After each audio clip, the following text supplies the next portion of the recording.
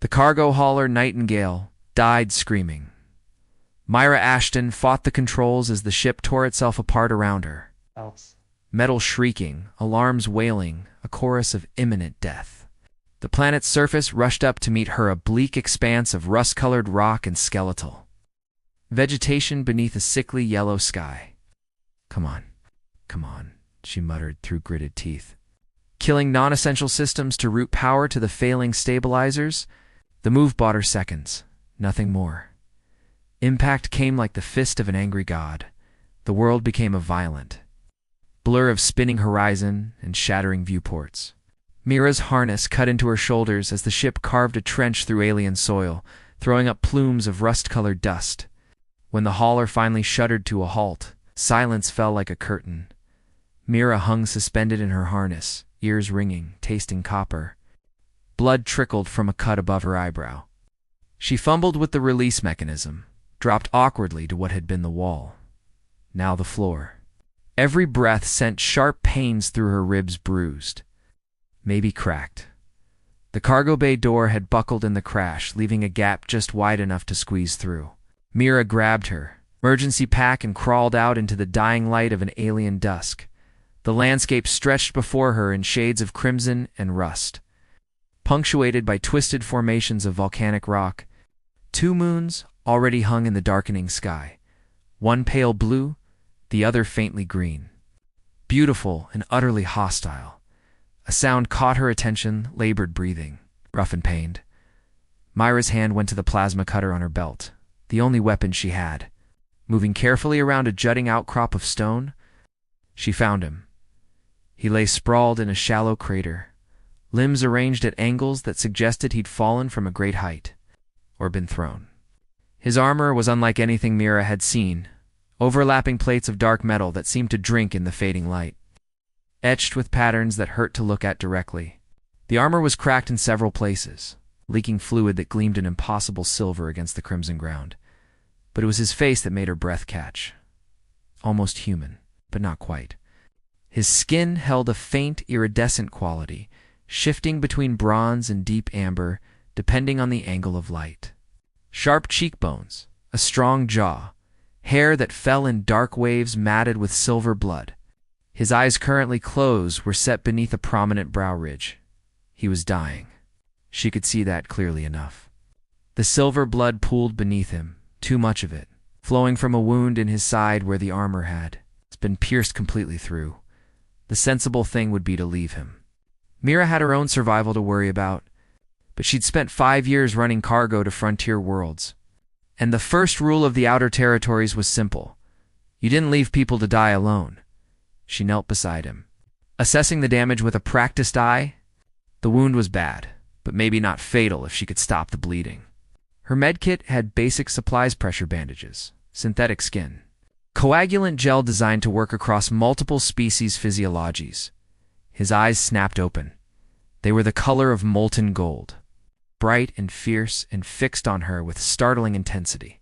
His hand moved with shocking speed despite his injuries, grabbing her wrist in a grip like iron. Miss Mira said quickly, raising her free hand. "I'm trying to help." He said something in a language like distant thunder and breaking glass. His grip tightened, then loosened as his strength failed. His eyes started to close again. "Hey, stay with me," Mira urged, pulling out the coagulant gel. "This is going to hurt," but a sound split the air, high-pitched and mechanical, coming from multiple directions at once.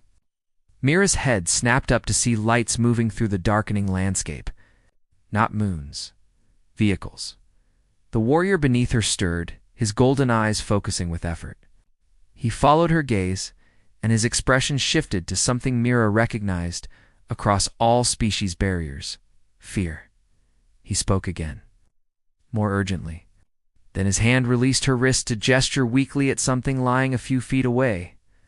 A sword. It had landed point first in the ground, standing upright like a grave marker. The blade was forged from the same strange metal as his armor, dark, light-drinking, etched with those same disturbing patterns. The hilt was wrapped in what looked like cured leather, worn smooth by countless hands. The warrior gestured again, more insistent.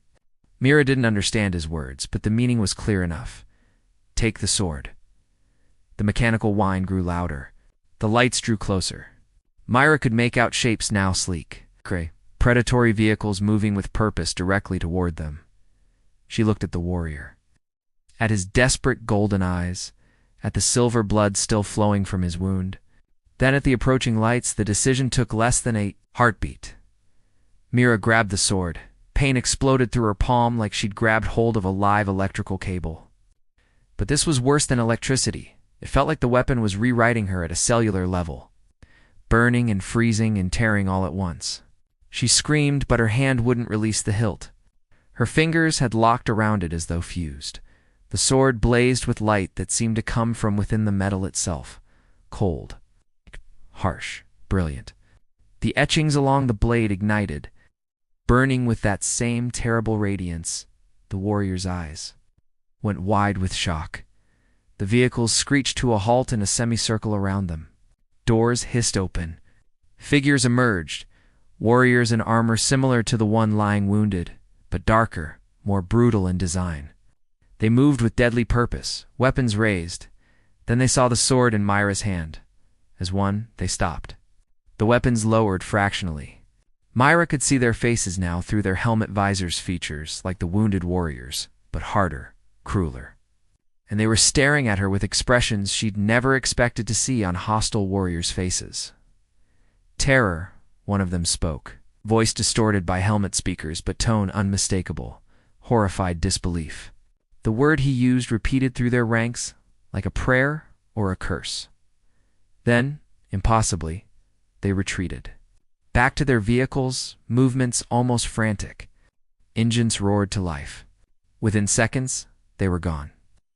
Leaving only dust and the fading whine of their departure, Myra stood panting, the sword still blazing in her hand. The pain had subsided to a deep, throbbing ache. She looked down at her palm. The skin was blackened, cracked, but beneath the damage something else gleamed.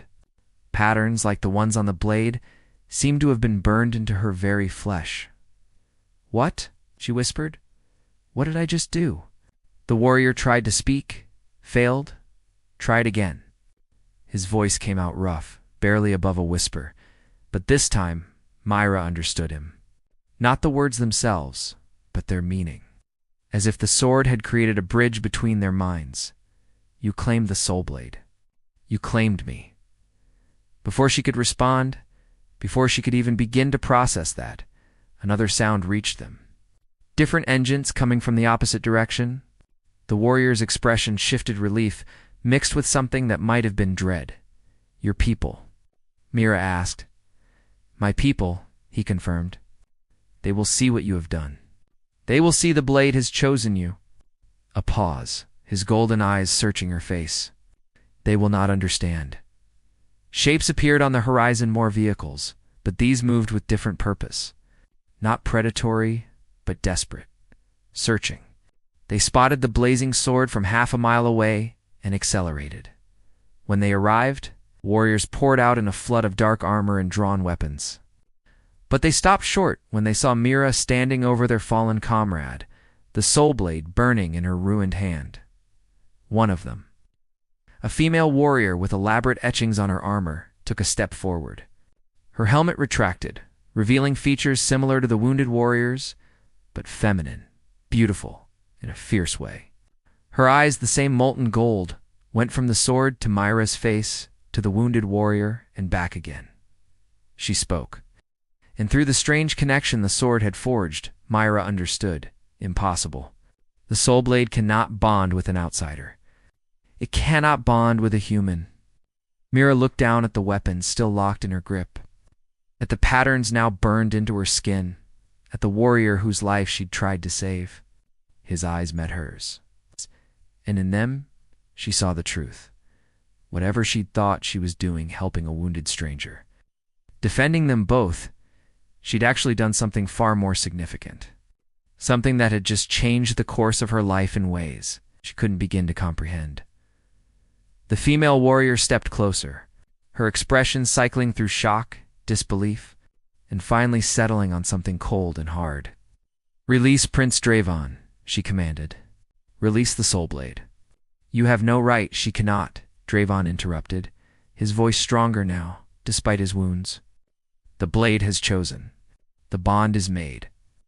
The words fell like stones into deep water. The warriors began backing away, one by one, weapons lowering. Mira saw fear in their eyes. Not fear of her, but fear of what she represented. "What have I done?" she whispered again. Draven's golden eyes held hers, and despite the pain etched in his features, despite the impossible situation, she thought she saw the ghost of dark humor in his expression. "You have become my mate." The sword translated his thoughts directly into her mind. "And I, yours. Whether either of us wished it or not." The encampment sprawled across a sheltered canyon, hastily erected but efficient. Energy shields shimmered at strategic points, casting everything in a faint blue glow. Mira sat on a low stone formation outside the medical tent. Watching the twin moons climb higher in the alien sky, her hand throbbed with every heartbeat. The soul blade lay across her lap, never more than arm's length away. She'd tried setting it down earlier, walking just a few steps. The pain that had lanced through her palm had driven her back immediately, gasping. The weapon wanted her close. Or maybe it was the other way around. The patterns burned into her skin had darkened, settling into her flesh like tattoos etched in shadow and silver. They matched the etchings on the blade perfectly, whorls and geometric shapes that seemed to shift when she wasn't looking directly at them. Inside the tent, she could hear voices. Draven's warriors tending to their prince. The female warrior who'd first confronted her Sethes, she'd learned, had been in there for over an hour. Her tone carried through the fabric walls, sharp, insistent. Angry Mira didn't need the sword's translation to know they were arguing about her. "You should not be alone," Mira startled, hand moving instinctively to the sword's hilt. The warrior who'd spoken melted out of the shadows, a young male, barely more than a boy, with the same iridescent bronze skin and golden eyes as the others. His armor was less ornate than the senior warriors, marking him as junior rank. "I'm fine," Mira said, forcing herself to relax. "I am Yarrick," he offered, keeping a respectful distance. "I wanted to see for myself. The blade. The bonding." His eyes fixed on her marked hand with a mixture of awe and fear. "I have heard stories all my life, but never thought to witness it." "What exactly did I witness?" Myra asked. "What is this bonding everyone keeps talking about?" Yarrick settled onto a rock opposite her, still maintaining that careful distance. "The soul blade has been passed through Prince Draven's bloodline for 12 generations. It chooses the worthy, those of noble heart and strong spirit. When it accepts someone, it marks them, binds them." He gestured to her hand. "But it has never chosen an outsider. Never a human. And this makes me what? Draven's property? No." Jarek looked genuinely shocked. "It makes you his equal. His partner? In your language, the closest word would be—" He paused, searching, "spouse." The word hit Mira like a physical blow. "Excuse me?" "The soul blade bonds two souls together. When you grasped it to defend Prince Draven, it recognized your intent, your willingness to protect him at cost to yourself. The blade does not bond lightly. It sees truth." Yarrick's expression turned troubled. "But you are human. An outsider. This is never Yarrick." Sethes's voice cut through the night like a whip crack. She stood at the tent entrance, backlit by the medical lights within. "Return to your post." The young warrior fled without another word. Sethes approached, each step deliberate. She'd removed her helmet, and in the moonlight, Mira could see the sharp beauty of her features, high cheekbones, full lips currently pressed into a thin line, those burning gold eyes fixed on Mira with undisguised hostility.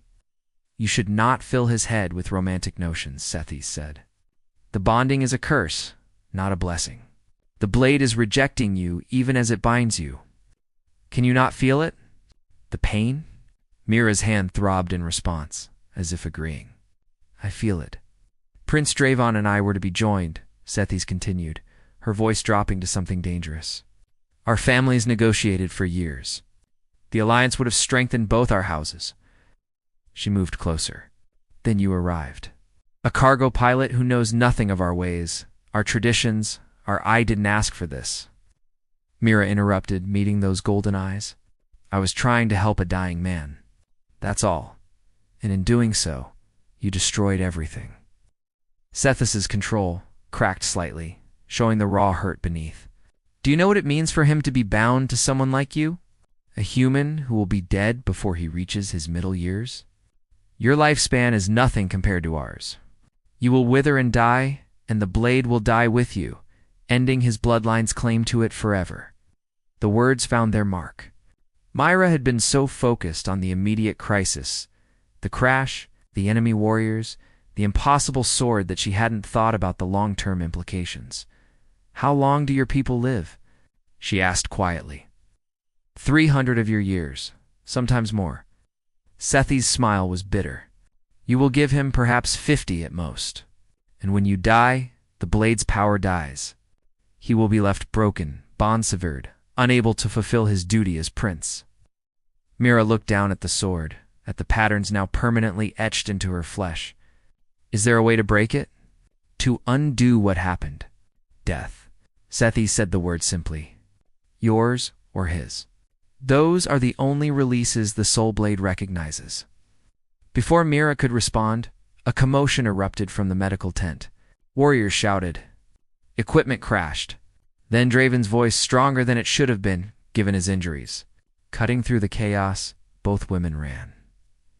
Inside the tent, Draven stood barely supported by two warriors who looked ready to tackle him back onto the medical platform.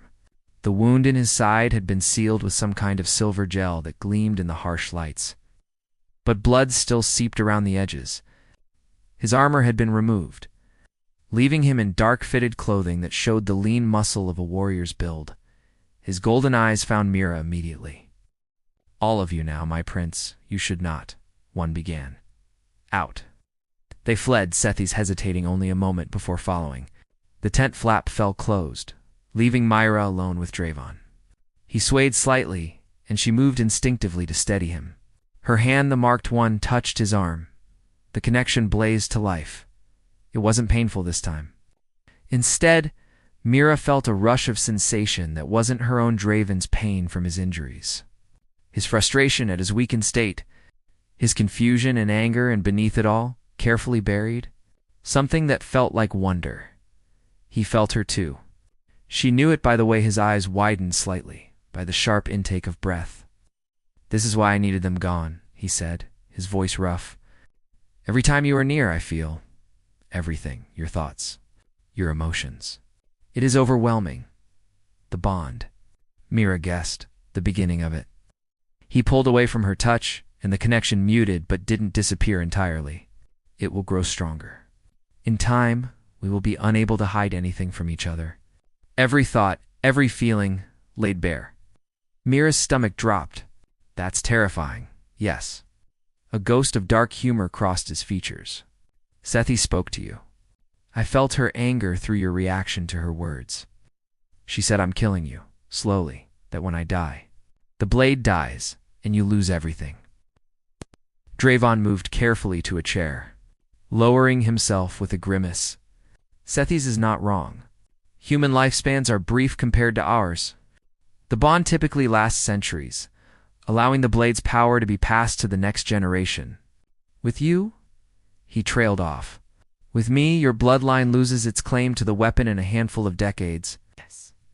He met her eyes squarely. "But that is not your fault." The blade chose. "I felt your intent when you grasped it, pure protective instinct, no thought for yourself. That is what the soul blade responds to. It has always chosen those willing to sacrifice for others." Mira sank onto a supply crate, the sword across her knees. "Why didn't it choose Sethi's? She seems devoted to you." Something complicated passed over Draven's face. "Sethi's is devoted to the idea of being a princess, to the power and status our union would bring. The blade sees through such things." He paused. "She is not cruel, understand. Simply ambitious. And now those ambitions lie in ruins. Because of you, she hates me. Hates what you represent." Draven leaned back, and Mira saw how much the simple act of standing had cost him, as do most of my warriors. You are an impossibility made flesh. A human bonded to a prince. It violates everything they believe about bloodlines and tradition. Then let me go, Mira said. Figure out how to break this bond. I didn't ask to be anyone's spouse or equal or whatever the blade thinks I am. I'm a cargo pilot. I run shipments to frontier worlds and try not to get shot. That's my life. Is your life? Draven corrected gently. The moment you touched the soul blade, that ended. There is no going back. Mira felt something hot and angry rising in her chest. So I'm just stuck? Bonded to a man I don't know, on a planet I didn't choose, part of a culture that despises me? Yes, the simple honesty of it punctured her anger, leaving something raw behind. Mira realized her hands were shaking. The marked one throbbed in time with her heartbeat, the pattern seeming to pulse with inner light. I can feel your fear, Draven said quietly. Through the bond. It mirrors my own. It made her look up. You're afraid? Terrified. He smiled without humor. I am Prince of the 7th House, trained from childhood to lead, to fight to rule. But this? He gestured between them. I have no preparation for this. A bond with a human woman who looks at me with terror and resentment. Who will be torn from me by death before I have barely begun to know her? The honesty disarmed her. Mira had expected arrogance, perhaps anger at his situation, not this quiet admission of fear.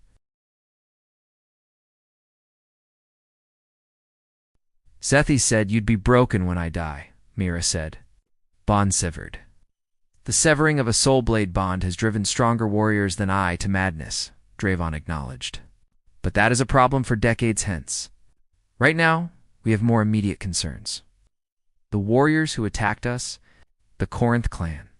They have been trying to claim the soul blade for 3 generations. When they saw it blaze in your hand, they fled in terror. The blade's rejection is unpleasant for those who attempt to wield it unworthily. His expression darkened. But they will return. They will tell their clan leader what they witnessed, and he will see opportunity. What kind of opportunity? You are human, untrained. The bond is new, unstable. If Corinth can kill you and take the blade before it fully settles, Draven leaned forward despite the pain it caused. He would risk the blade's rejection for the chance to claim it. And without you to anchor the bond, it might accept him. The implication settled over Myra like a shroud. So I'm a target. We both are. My warriors are loyal, but they are few. Many fled when they saw the bond form, unable to accept what it meant. In Corinth commands hundreds. Sound outside made them both tense. Sethi's pushed through the tent flap, her expression urgent. Scouts report movement, she said, addressing Draven while pointedly ignoring Mira. Corinth forces. At least 100 warriors, possibly more. They will be here by dawn. Draven tried to stand, failed, his face going pale. The wound in his side had reopened, silver blood seeping through the gel seal. You cannot fight, Sethi said. And for the first time, Mira heard genuine concern in her voice.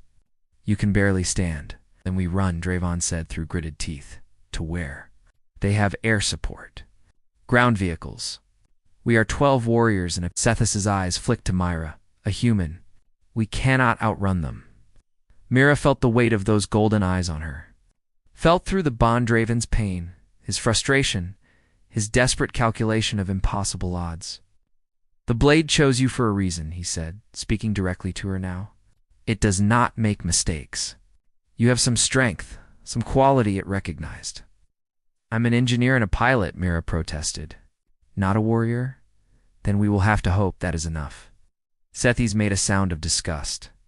You would stake all our lives on this human's untested abilities. Better to surrender the blade. Let Corinth have it. At least that way you might survive. If I surrender the blade, I lose all claim to my house, my title, everything, Draven said coldly, and condemn Mira to death. The bond severing would kill her immediately. She is not strong enough yet to survive it. I will not trade her life for my own survival. Something shifted in Sethis' expressions. Perhaps that he would defend his unwanted bondmate so absolutely through the tent walls. Mira heard the camp stirring. Warriors preparing for battle or flight. Fear rippled through the air like electricity. She looked at the sword in her lap, at the patterns burned into her palm, felt the connection to Draven thrumming like a second heartbeat. This man, this alien prince, had just declared he would die rather than sacrifice her. A stranger. A human he'd known for mere hours. The blade had chosen her. Maybe it was time to figure out why. "Teach me," Mira said, looking up at Draven. "You have until dawn. Teach me to fight." Sethes laughed bitterly. "One cannot learn warrior skills in a single night." "Then teach me enough to survive the first minute," Mira countered. "After that, I'll improvise."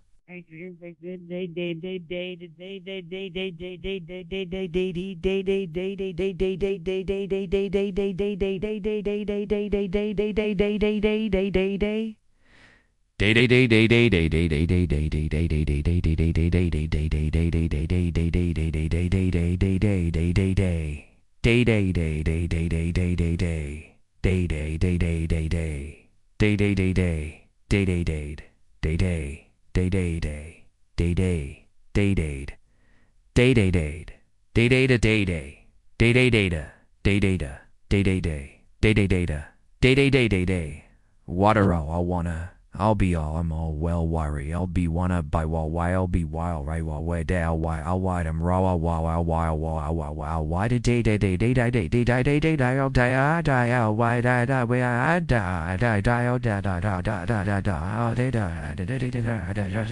Through the bond, she felt his assessment, not of her body or her skills, but of her spirit. Whatever he found there seemed to satisfy him. "Sethes," he said, "gather the warriors. Prepare defenses. Use every resource we have, and I will teach my bondmate to wield the soul blade." He extended his hand to Mira. "Even if it kills us both." Mira took his hand, the marked one, letting the bond flare bright between them. In his eyes, she saw her own fear reflected, but beneath it, something else: hope. Perhaps the blade hadn't made a mistake after all.